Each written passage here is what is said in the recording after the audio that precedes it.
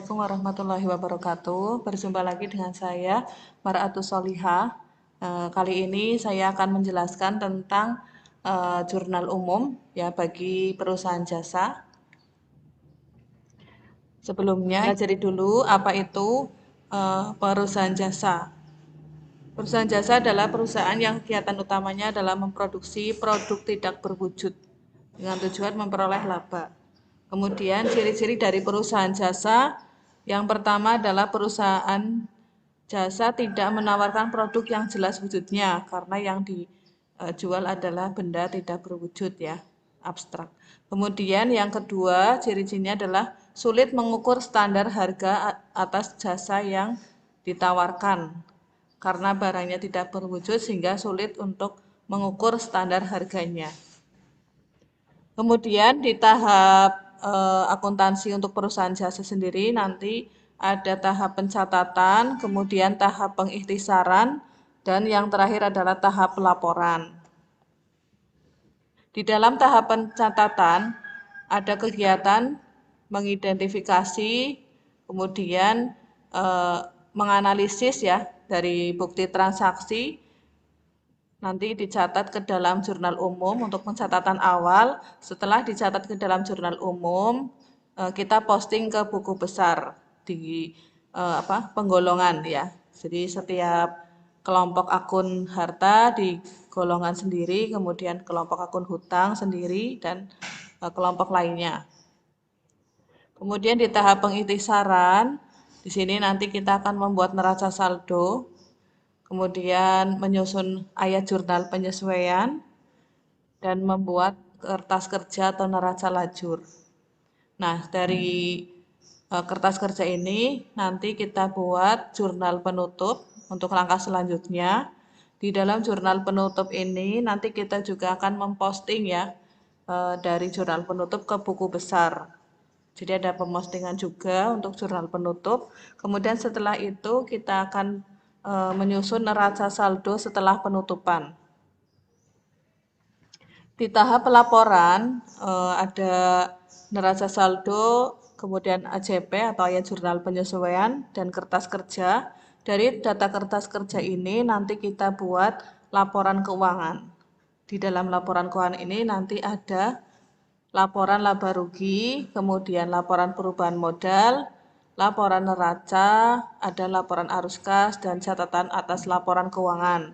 Akan tetapi nanti kita akan fokus ke 3 laporan saja, yaitu yang laba rugi, perubahan modal, dan neraca. Di tahap pencatatan yang pertama tadi adalah penyusunan jurnal umum ya. Sebelumnya kita pelajari dulu apa fungsi dari jurnal umum.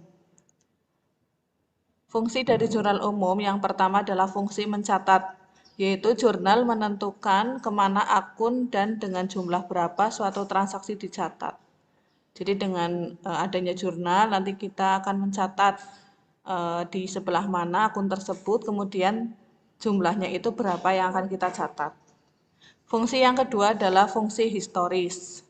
Di sini fungsi jurnal sebagai tempat mencatat transaksi yang terlebih dahulu terjadi. Jadi sesuai dengan urutan waktu terjadinya. Itu untuk fungsi historis. Kemudian yang ketiga fungsi analisis.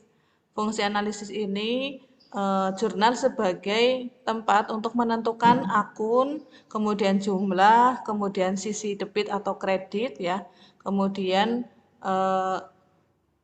penganalisisan dari bukti transaksi itu kita catat di debit atau di kredit ya, untuk fungsi analisisnya.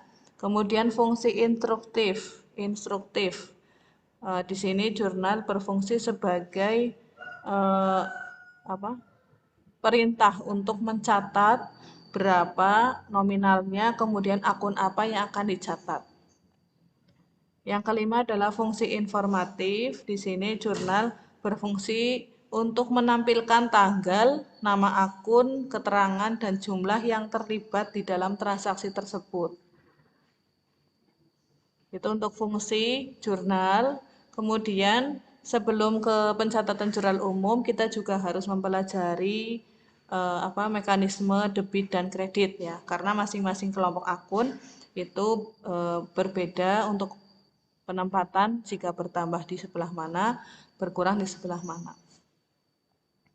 Untuk kelompok harta, jika bertambah maka di posisi debit, kemudian jika berkurang di posisi kredit. Sehingga saldo normal untuk kelompok harta adalah posisi debit. Karena di sini saldo normal sama saja tempat yang bertambah. Tempat jika bertambah itu di sebelah mana, itu merupakan saldo normal. Untuk kelompok kewajiban, di sini bertambah di posisi debit, berkurang di sebelah kredit. Saldo normalnya adalah kredit. Kemudian kelompok modal bertambah di kredit, berkurang di debit, saldo normal adalah kredit. Kemudian akun Pref itu pengambilan uang dari perusahaan untuk keperluan pribadi ya. Jadi misalnya saya mempunyai usaha, kemudian saya pengen membeli untuk keperluan pribadi saya, sehingga saya mengambil uang di perusahaan saya sendiri. Nah, itu namanya akun Pref, pengambilan uang untuk keperluan pribadi. Untuk akun Pref bertambah di debit, kemudian berkurang di kredit. Untuk saldo normalnya adalah di debit. Kemudian kelompok pendapatan. Kelompok pendapatan ini jika bertambah di kredit, kemudian berkurang di debit. Untuk saldo normalnya di kredit. Yang terakhir adalah kelompok beban. Kelompok beban ini jika bertambah di debit, kemudian berkurang di kredit. Untuk saldo normalnya adalah di debit. Jadi diingat-ingat ya, untuk saldo normal itu sama saja saldo ketika bertambah. Posisi ketika bertambah di sebelah mana, itu merupakan saldo normal. Nah, untuk lebih mudah memahami, kalian bisa ingat bahwa harta itu berteman dengan Pref dan beban. Jadi bertambah di debit, berkurang di kredit untuk 3 kelompok akun ini, harta, Pref, beban. Nah, selebihnya selain harta, Pref, beban, itu bertambahnya itu sebaliknya, kebalikannya dari harta. Jadi bertambah di kredit, berkurang di debit. Itu untuk mekanisme debit kredit. Kemudian sebelum mencatat ke dalam jurnal umum, kita juga harus tahu bagaimana bentuk dari jurnal umum sendiri, ya. Untuk bentuk jurnal umum, di sini ada kolom tanggal, ya, diisi untuk tanggal transaksi, kemudian kolom nomor bukti. Di sini diisi nomor bukti transaksi jika ada, kemudian kolom keterangan atau akun diisi akun yang berpengaruh dari transaksi tersebut. Apakah kelompok harta atau hutang atau beban atau pendapatan atau modal. Kemudian untuk kolom ref ini diisi ketika data dari jurnal umum sudah diposting ke buku besar. Jadi tinggal diisi checklist nanti. Kemudian kolom debit diisi ketika akun tersebut harus didebit sebesar nominalnya. Kemudian kolom kredit juga sama, diisi ketika akun tersebut harus dikredit dengan jumlah sesuai pencatatannya. Ini untuk bentuk jurnal umum. Kemudian di sini saya akan tampilkan contoh transaksi. Nanti kita bahas bersama bagaimana pencatatan ke dalam jurnal umumnya. Di sini ada transaksi tanggal 1 Januari 2009, Tuan Dede menginvestasikan uang 10.000 sebagai modal awal usaha. Bagaimana pencatatan jurnal umumnya? Kita lihat bersama bahwa dari transaksi tersebut dapat dianalisis kelompok harta berupa akun kas itu bertambah 10.000, kemudian modal bertambah 10.000. Untuk pencatatannya seperti ini, tanggalnya 1, kemudian keterangannya diisi akun kas karena tadi kelompok harta bertambah berupa akun kas ya. 10.000 kita catat di debit karena kelompok harta itu bertambah di sebelah debit. Kemudian tadi analisisnya modal bertambah juga, modal bertambah di kredit ya sesuai mekanisme debit kredit yang sebelumnya. Jadi antara debit dengan kredit setiap tanggal itu harus balance. Kemudian ada transaksi yang kedua yaitu membeli perlengkapan toko secara tunai seharga 500. Bagaimana analisisnya? Di sini pengaruhnya adalah akun perlengkapan bertambah karena kita sudah membeli sebesar 500 di debit, kemudian kas berkurang karena untuk membeli secara tunai. Kas berkurang di kredit Rp500. Nah, untuk pencatatan di dalam jurnalnya seperti ini. Perlengkapan di debit 500, kemudian kas di kredit 500. Transaksi yang ketiga yaitu membeli peralatan senilai 1.000 ya, dibayar tunai 750, sisanya minggu depan. Jadi ini belum lunas, ada utang 250. Analisis dari transaksi ini yaitu peralatan bertambah di sebelah debit sebesar 1.000, kemudian kas berkurang di kredit sebesar 750